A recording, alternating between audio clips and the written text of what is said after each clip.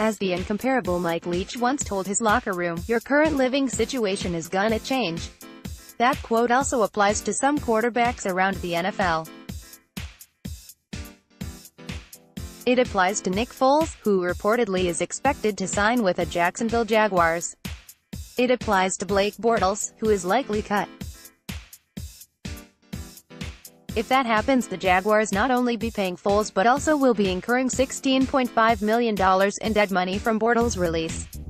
The Jaguars can designate him as a post-June 1st cut and spread that out over 2 seasons. Foles' proposed market value, via Spotrac, is estimated at $19.2 million. You don't need to do that math to know that overall it's a large sum to invest in what amounts to one starter. Overall, that's still a lot of money invested in the quarterback position. Arizona Cardinals quarterback Josh Rosen may see his living situation change too. The heavier the smoke gets, the better the odds that there's serious fire to the rumors. Peter King of NBC Sports asked the renowned GM and Kurt Warner what Rosen would fetch in the trade market. The answer from both was a third-round pick. My co-host on the QB show, Mark Schofield, has already written up Rosen for Pat's pulpit.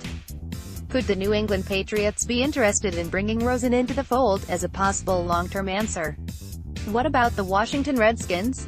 Rosen's contract doesn't eclipse the $5 million cap hit mark until 2021. It makes sense that Redskins would take a swing on securing the position's future on the cheap. Mark Schofield brought this Josh Rosen throw to my ATTN. While discussing Rosen's reported third-round trade value. W13, third. Pic.twitter.com/Michael Kist, @MichaelKisinful, March 7, 2019. The reason Rosen being on the outs in Arizona is linked to Cliff Kingsbury's reported interest in drafting Oklahoma quarterback Kyler Murray with the first overall pick. That's not the only interesting part about this story. Recently, Murray's agent Eric Burkhardt fired back at NFL Network analyst and former Houston Texans general manager Charlie Casserly for the following: "This is gold." Charlie Casserly is cooking on at NFL Network. Said the comments he heard about Kyler Murray were the worst he's ever heard at the combine on a highly rated QB. He's been doing this a while. Leadership, not good. Study habits, not good. Board work, below not good. James Palmer, @JamesPalmerTV, March 5, 2019. Burkhardt fired back while talking with Dan Patrick about the rumors that Murray bombed the interview process of NFL Combine. After defending his client, Burkhardt turned his attention to Casserly. The bottom line here is that it calls into question the motives of a man to get on national television and cite anonymous sources on things such as leadership and study habits about somebody he's never met.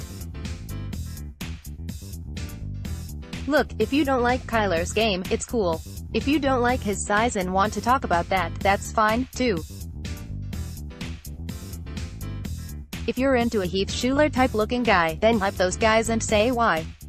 But when you slander the character and work ethic of a young man who's worked his ass off his entire life and done everything right to put himself in his current position, you'd better cite your sources and come with a better record than 18-46 as a GM of the Texans, and whose own leadership and accountability has been questioned by his old bosses and colleagues, as well as the greatest coach on the planet. We talk about that exchange and all the other aforementioned topics on the QB show.